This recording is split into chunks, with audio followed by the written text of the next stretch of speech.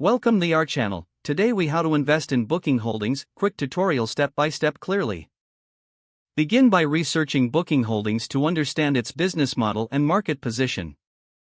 Visit financial news websites and stock market analysis platforms to gather insights. Explore Booking Holdings' history, major acquisitions, and current services. Review the company's financial statements for revenue, profit margins, and growth potential. Check recent news articles for any relevant developments or market trends. Next, choose a brokerage platform to invest in Booking Holdings. Consider using a reputable online brokerage or a mobile trading app. Create an account by providing the necessary personal information and identification.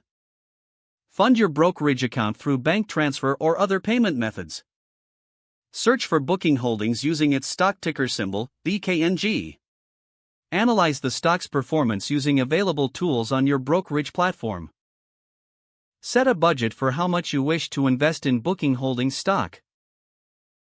Decide whether you want to buy shares outright or consider options trading. Place your order by selecting the amount of shares and the type of order market or limit. Review and confirm your order to complete the transaction. After purchasing shares, monitor your investment regularly. Stay updated on Booking Holdings' performance and industry news.